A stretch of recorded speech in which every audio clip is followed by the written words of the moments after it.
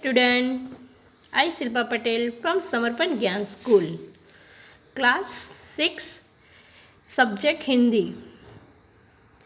बच्चों, आज हम लेसन नंबर 2 बचपन के बारे में पढ़ेंगे। इसके लेखिका है कृष्णा शोभती। हमने ये लेसन हमारे वीडियो पार्ट 1 में देखा था। ये वीडियो पार्ट 2 में हम आगे लेसन देखते हैं। मुझे आज भी लगता है कि अगर हम न भी पीते वह शनिवारी दवा तो कुछ ज़्यादा बिगड़ने वाला नहीं था, सेहत ठीक ही रहती। लेखिका का कहना है कि जो हमें शनिवार को कड़वी दवाई पिलाई जाती थी वो हम न भी पीते तो भी हमारी कोई तबीयत बिगड़ने वाली नहीं थी, हमारी सेहत तो अच्छी ही रहती, लेकिन हमें यह दवाई पिलाई जाती थी।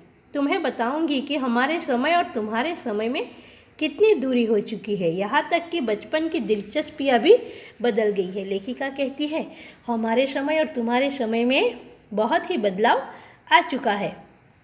सारे रमत भी बदल चुके हैं, खाने पीने की चीज़, रहन सहने का तरीका, सब कुछ बदल चुका है।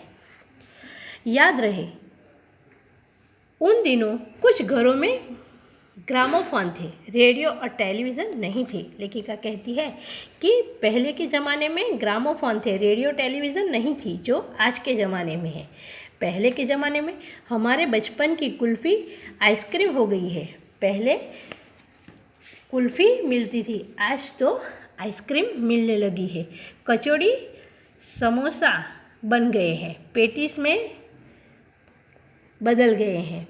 शहतूत और फालसे और खसखस के शरबत मिलते थे, वो आज कोक पेप्सी में बदल गए हैं। उन दिनों कोक नहीं, लेमनेड लिम्टो मिलती थी। उन दिनों कोक नहीं मिलता था, लेकिन लेमन मिलती थी जो कांच की बोतल में आती थी।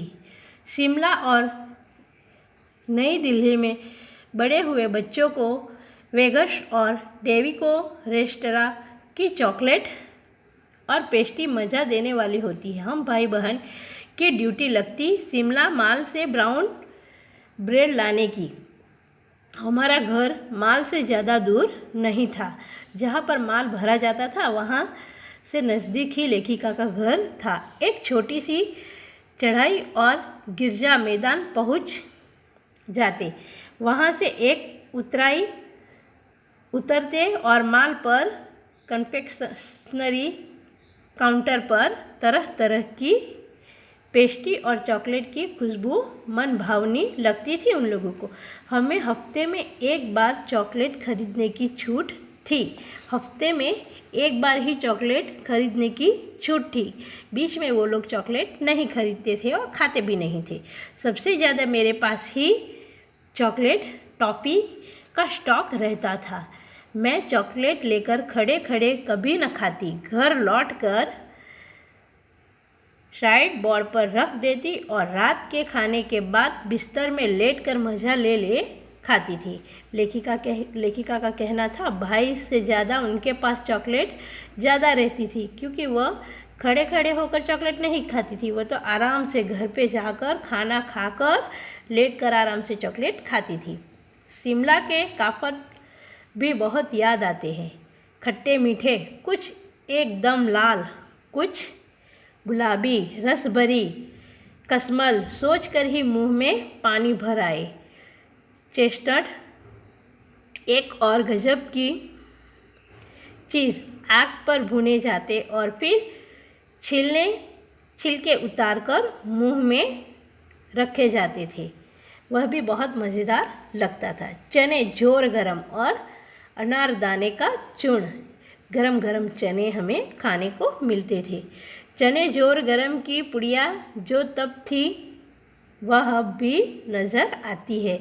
पहले एक ही चीज़ नहीं बदली कि चने तब भी गरम गरम मस्त पुड़ी में देते थे और आज भी वह नज़र आते हैं, मतलब दे रहे हैं, खाने को हमें मिलते हैं। पुराने कागज़ों से बनाई हुई इस पुड़िया में नीरा हाथ का कमाल है। नीचे से तिरछी लपेटते हुए, ऊपर से इतनी चौड़ी कि चने आसानी से हथेली पर पहुंच जाए। ऐसे कौन जैसे बनाकर उसमें चने देते थे, नीचे से पतली और अणीदार और ऊपर से खुली हुई। एक वक्त था जब फिल्म का गाना चना जोर गरम बाबू में लाया मज़ेदार चना जोर गरम उन दिनों स्कूल के हर बच्चे को आता था। एक हमारी फिल्म है राजेश खन्ना की, जिसने ये गाना भी गाया है कि चना जोर गरम बाबू में लाया मज़ेदार चना जोर गरम। ये गीत तो हर बच्चे के मुंह में था। कुछ बच्चे पुड़िया पर तेज मसाला बुरकवाते, पूरा गिरजा मैदान घूमने तक यह पुड़िया चलती। एक एक चना पापड़ी मुंह में डालने और कदम उठाने में एक खास ही लय रफ्तार थी। वह चने धीरे धीरे खाते थे, ज़्यादा समय तक चले वैसे। छुटपन में हमने शिमला रिज पर बहुत मज़े किए। घोड़ों की सवारी की है। शिमला के हर बच्चे को कभी न कभी यह मौका मिल ही जाता था। वह घोड़े की सवारी करते थे, घूमते थे। यह सारी मज़ा कृष्ण शोभती ने की है। हम जाने क्यों घोड़ों को कुछ कमतर करके समझते, उन पर हंसते थे। ननिहाल घोड़े खूब हष्ट-पुष्ट और खूबसूरत, उनकी बात फिर कभी नहीं।